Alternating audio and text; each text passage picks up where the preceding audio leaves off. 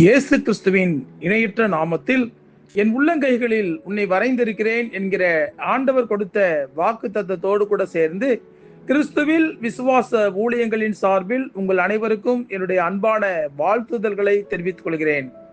இன்றைய நாளுக்கான golden apple யாக்கோபு 4ஆம் அதிகாரம் 6ஆம் வசனம். பெருமை உள்ளவர்களுக்கு எதிர்த்து நிற்கிறார், தாழ்மை உள்ளவர்களுக்கோ கிருபை அளிக்கிறார். இன்றைய செய்தியின் தலைப்பு, பெருமை உள்ளவர்களாக மாத்திரம் இருந்து விடாதீர்கள். பெருமைக்கு 2 அர்த்தங்கள் உள்ளன. பெருமை என்றால் பெருமிதம் கொள்வது என்று அர்த்தம். பெருமைக்கு இன்னொரு அர்த்தம் அகந்தை கொள்வது என்பதும் ஆகும். பெருமை பெருமையாகவே இருக்கும் வரைக்கும் அது பெருமைப்படத்தக்க விஷயம்தான். அதே பெருமைக்கு அகந்தை வந்துவிட்டால் அது ஆண்டவரும் எதிர்த்து நிற்கிற காரியமாக மாறிவிடும். மனிதனுடைய வாழ்க்கையில் முன்னேற்றம் வரும்போது அவனுடைய இருதயத்திற்குள் அவனை அறியாமலேயே பெருமை வந்து விடுகிறது. சில காலங்கள் கழிந்த உடனேயே ஆண்டவருடைய கிருபையால் தான் இந்த நிலைமைக்கு வந்திருக்கிறோம் என்பதே மறந்து போய், என்னால் தான், என் சுய முயற்சியால் தான், என் உழைப்பினால் தான், என் அறிவினால் தான், என் படிப்பினால் தான், என் பதவியினால் தான் என்று மனிதன் பெருமை பேச ஆரம்பித்து விடுகிறான்.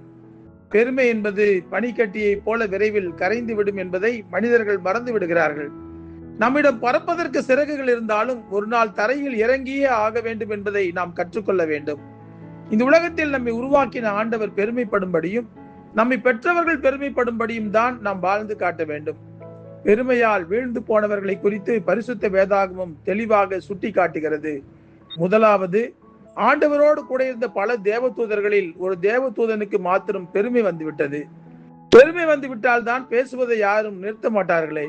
அதுபோல அந்த தேவதூதனும், நான் வானத்துக்கு ஏறுவேன், தேவனுடைய நட்சத்திரங்களுக்கு மேலாக என் சிங்காசனத்தை உயர்த்துவேன், உன்னதமான தேவனுக்கு நானும் ஒப்பாவேன் என்று பெருமை பேச ஆரம்பித்தான்.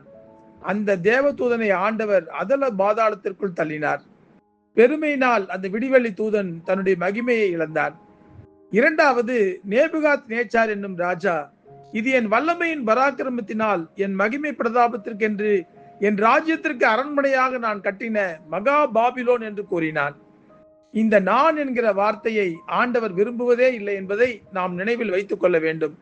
தேவன் இந்த ராஜாவின் ராஜ்ய பாரத்தை அவனை விட்டு நீக்கி மாடுகளைப் போல புல்லை மேய வைத்தார்.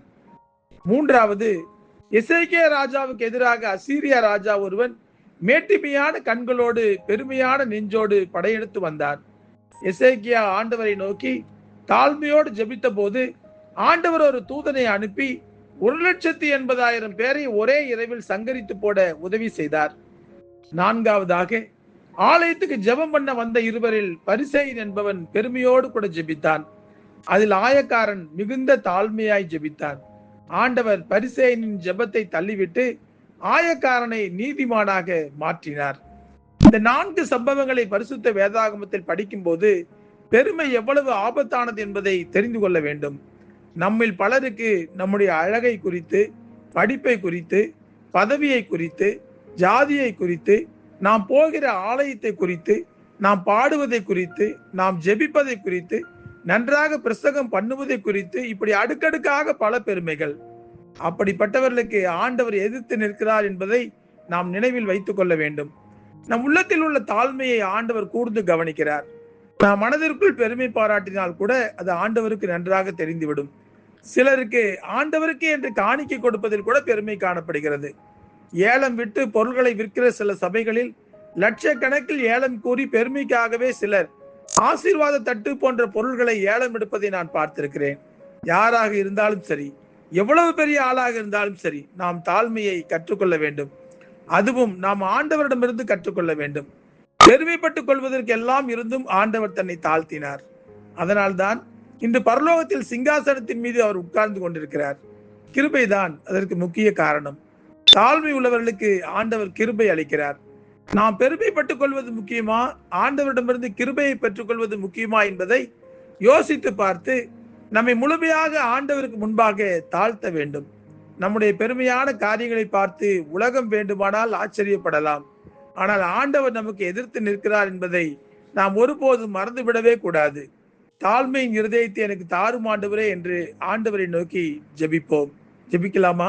அன்புள்ள ஆண்டவரே, இந்த உலகத்திலே பல சமயங்களில் என்னிடத்தில் இருக்கிற பெருமையான காரியங்களை குறித்து மற்றவர்களுக்கு முன்பாக நான் பெருமை பேசியிருக்கிறோம் அப்பா. இந்த பெருமை பேசுகிற காரியத்தை எங்களை விட்டு அகற்றி போடுங்க. எங்களை ஆண்டவரே உமக்கு முன்பாக தாழ்த்துகிற பிள்ளைகளாக, உம்மை போல தாழ்மை உள்ளவர்களாக நாங்கள் நடக்க எங்களுக்கு உதவி செய்ய வேண்டும் என்று சொல்லி நாங்கள் ஜெபிக்கிறோம். எங்களுடைய பேச்சில் தாழ்மை இருக்க வேண்டும். நாங்கள் செய்கிற செயல்களில் தாழ்மை இருக்க வேண்டும். நாங்கள் நடக்கிற காரியங்களில் தாழ்மை இருக்க வேண்டும் அப்பா. இதனால் நாங்கள் உண்மை பிரதிபலிக்கிறோம் என்பதற்கு அடையாளமாக, சாட்சிகளாக இந்த உலகத்துக்கு நாங்கள் வாழ்ந்து காட்ட எங்களுக்கு கிருபை தாங்க. நாங்கள் தாழ்மை உள்ளவர்களாக நடந்தால் உம்முடைய கரங்களில் இருந்து கிருபை கிடைக்கும் என்பதை நாங்கள் உணர்ந்து அந்த கிருபையை நாங்கள் பெற்றுக்கொள்வதற்கு எங்களுக்கு உதவி செய்யுங்க அப்பா. மேட்டுமையான எண்ணங்கள், மேட்டுமையான கண்கள், மேட்டுமையான சிந்தனைகள் எதுவும் எங்கள் சரீரத்துக்குள்ளே வந்து எங்களோடு கூட ஆட்சி செய்யக்கூடாது. எப்பொழுதும் நாங்கள் தாழ்மையுள்ளவர்களாகவே நடப்பதற்கு எங்களுக்கு கிருபை தாங்க. இயேசு கிறிஸ்து என்கிற வல்லமையுள்ள நாமத்திலே ஜெபிக்கிறோம் நல்ல பிதாவே. ஆமேன், ஆமேன்.